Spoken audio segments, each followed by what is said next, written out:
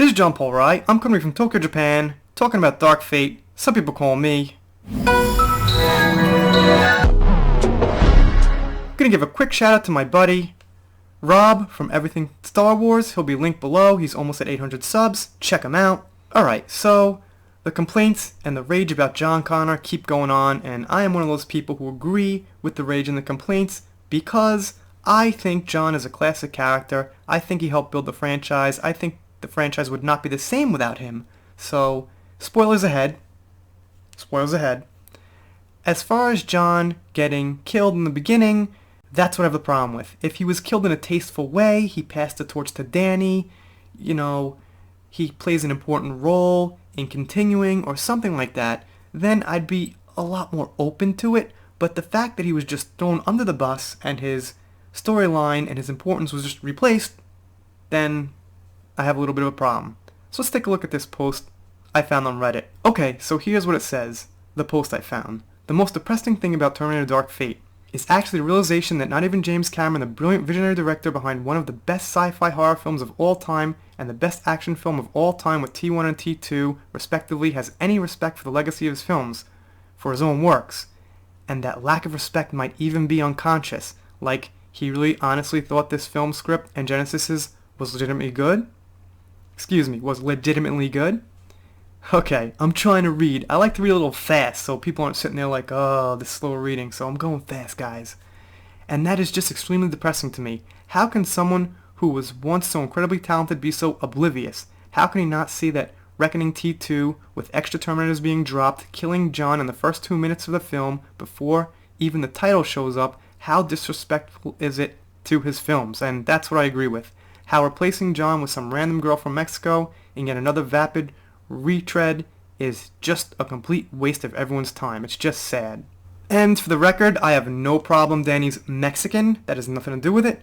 It wouldn't matter what her skin color was, race, any of that. And I actually really like that Spanish language in the beginning. I think it's cool. I think it has a nice feel. It has a nice continuation from the mood of T2, where they go to Mexico, find the hidden weapons, stuff like that.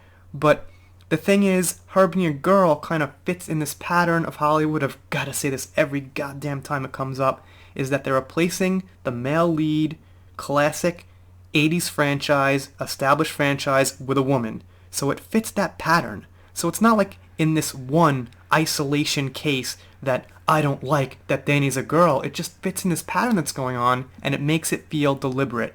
We've got Ghostbusters. Now Rey is the lead in Star Wars. We've got Thor becoming a woman. We've got James Bond. Well, the role of James Bond as 007 played by a woman. Now we've got the Terminator franchise. So, it's not the female aspect, because there are a ton of movies with women I love. It's just this pattern that makes it seem deliberate. And when something's done deliberate, it's not good writing. And you could probably come up with something better than this pattern. Alright, so this guy says here, warning, a weird sentence coming up. I think James Cameron just doesn't care about Terminator anymore. Sadly, we must all come to this conclusion. He either doesn't have time or just doesn't care enough to try. End the franchise or give it to another new, young, fresh mind start new. That was a weird sentence. New, young, fresh mind start new. If only James gave it to his all for the last one time with Linda and Arnold, I can only dream. Yes, exactly what I'm saying. Another missed opportunity to have a classic trio on screen, just like The Last Jedi. Well, Luke, Leia, Han, we don't want them on screen together. Let's have Rey, Poe, and Finn. Well, you know what? We got another chance. Terminator, awesome, awesome. It's not quite as good as Star Wars for me, but it's a great, awesome franchise I loved as a kid.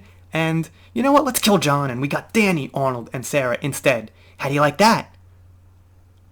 Not really. In fact, people dislike it so much it contributed to what's looking like the third biggest movie bomb in history.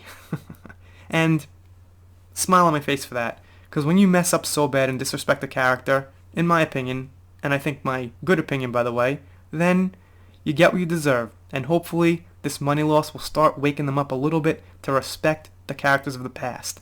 And you know what? We're running out of those characters from the great franchises of the 80s. We got The Matrix. See what happens with that. Hopefully they'll bring back the trio. Please, Trinity, Morpheus, and Neo in the same effing movie, on the same screen. please? Why not? Are they gonna like replace Neo with a woman?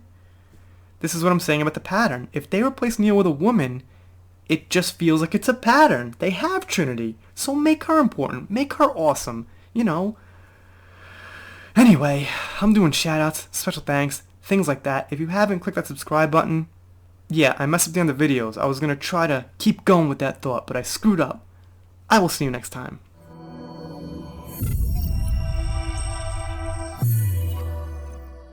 If you are not subscribed to this channel, The Entertainment Hacker, what are you waiting for? Smash that subscribe button now.